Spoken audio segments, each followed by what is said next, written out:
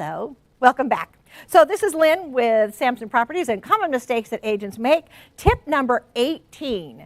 Tip number 18 in common mistakes is agreeing to list a property that is way overpriced. So I know sometimes it's a struggle because you want the listing really bad, but if you've got an unrealistic client, how do you rein them back in? So obviously you need to know what's going on in the market. You need to pull what has sold, and you need to compare an apple to an apple. That is why I always had a fruit bowl picture in my buyer and seller consultations that showed we want to compare an apple to an apple.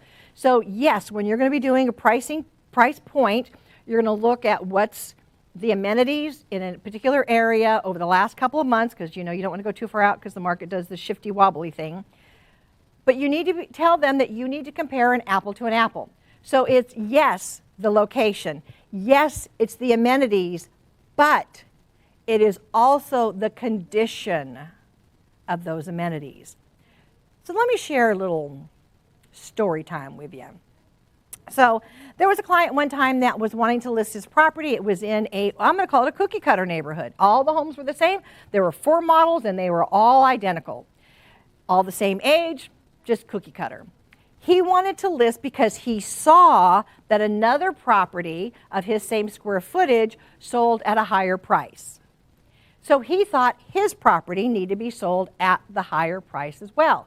Well, when we compared the apple to the apple, these other properties had major upgrades to them. His did not. So it wasn't an apple-to-apple comparison. It was this way.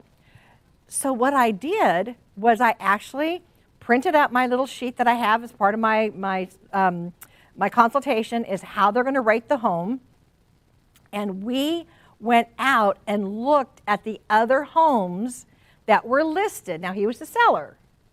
We looked at the other homes in the neighborhood that a buyer would be looking at and competing with his. And as we went through them, he got to see that this one had a new roof. And then I would ask, what's the age of your roof?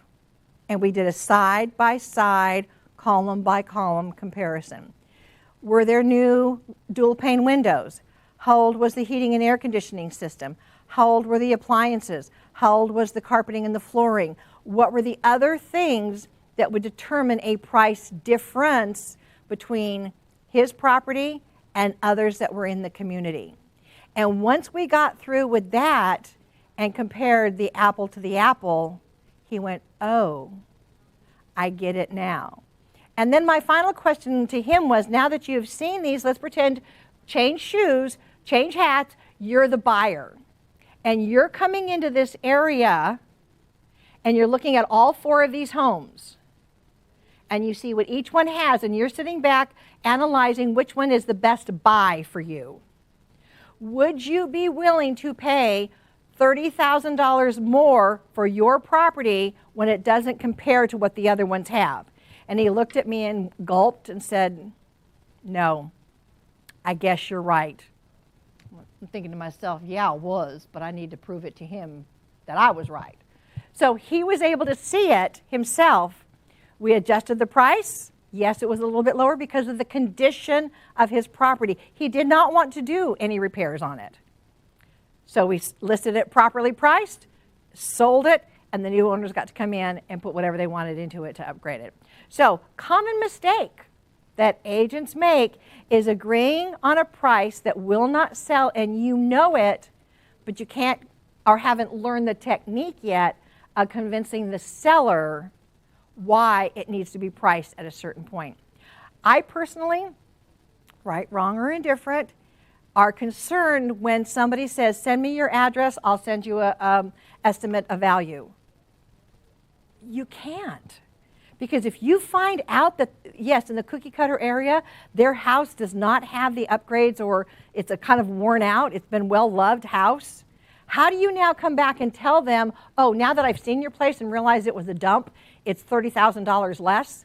I want to see you backpedal out of that one.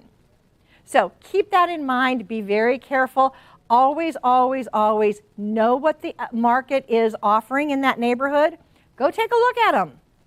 And if I knew I had a listing coming up, I would try to go ahead of time, to go look at the other properties. That way when I sat down with my client, I could tell them, I have already previewed the other homes in the area, which is going to be your competition. Let's compare an apple to an apple and see where it comes in at. Okay? So with that, you got it. Tip number 18 in common mistakes that agents make is not knowing what to say and how to walk a client through not overpricing their home. So with that, I will say we'll see you around next time. Thank you for joining me, and we'll see you in the next episode of Common Mistakes that Agents Make. Bye for now.